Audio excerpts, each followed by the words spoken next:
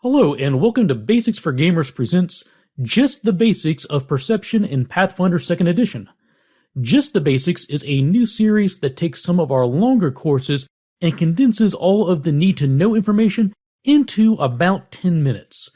If you would like to see the full presentation on perception with all of the extra detail and examples, you can find it linked in the description. Perception is a measure of what your character knows about their environment, as well as what other creatures know about your character.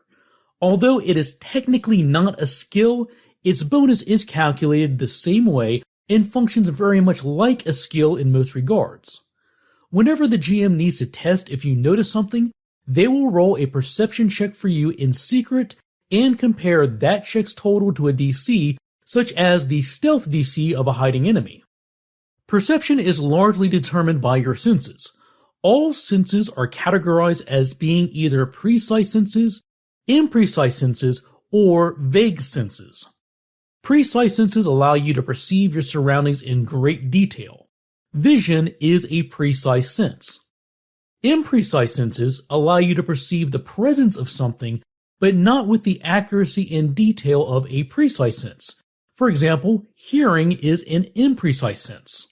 And vague senses might, at the GM's discretion, allow you to perceive the vague presence of something, but not much else. For example, smell is a vague sense for humans. The amount of information you can perceive about a target is measured by its state of awareness relative to you. All creatures and objects exist in at least one of four states of awareness, which are unnoticed, undetected, hidden, and observed. When an enemy is unnoticed, you have no idea that it's nearby. When an enemy is undetected, you don't know what space that enemy occupies. This could be because you're not even aware that the creature is present, and therefore it is both unnoticed and undetected, or you could suspect the creature is present, but not know exactly where it is, in which case that target would be undetected. For example, say you're in a dark cave and you can hear the sounds of movement nearby, but you can't see what's making the sounds or know exactly where they are. When dealing with an undetected threat, you are flat-footed against all of their attacks, and although you're not certain where the enemy is, you can take your best guess and attack into the space that you think they're in and hope for the best.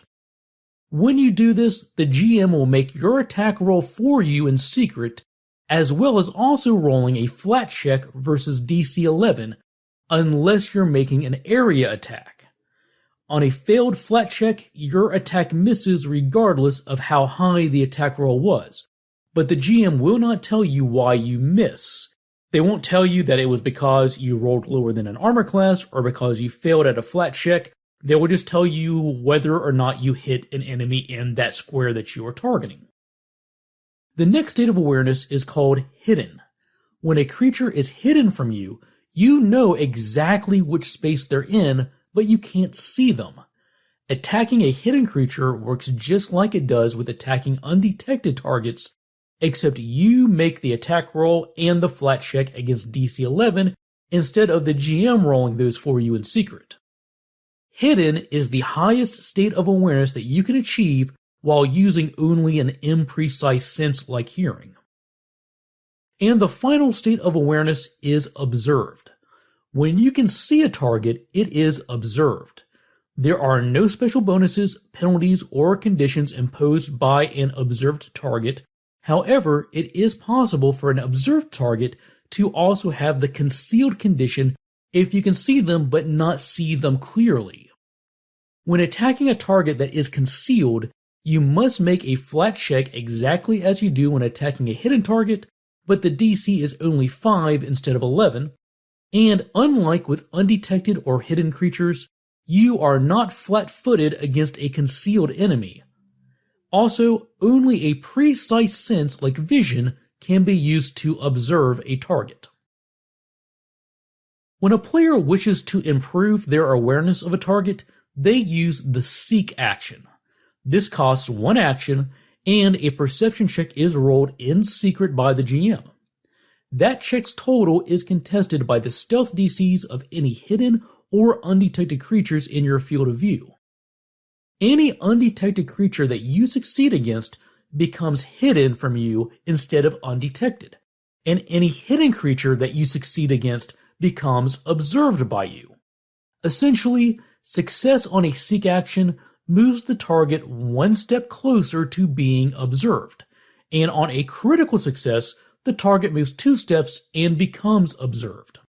This, however, is limited according to which sense the character is using to seek, and also by lighting conditions if they were using vision.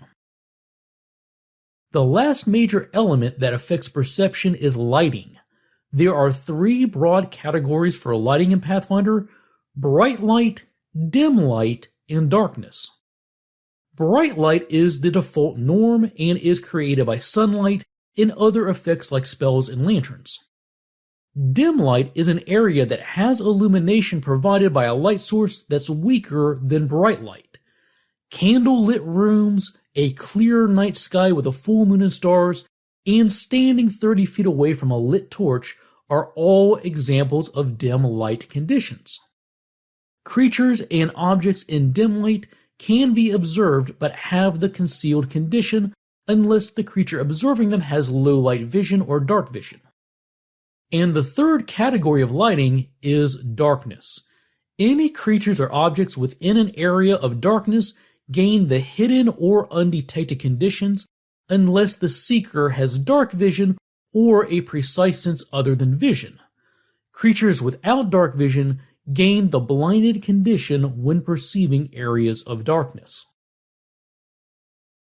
And those are just the basics. As a reminder, this series of abbreviated videos is meant to support, not replace, the full-length courses.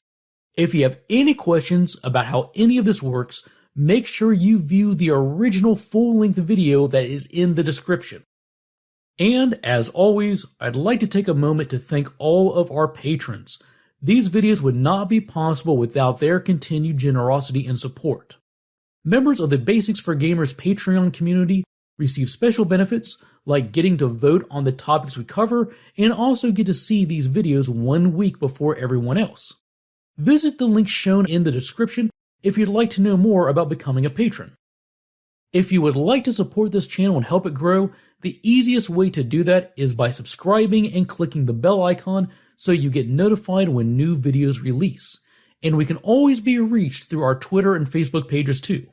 Thanks for watching, take care, and we'll see you soon with more Basics of Pathfinder.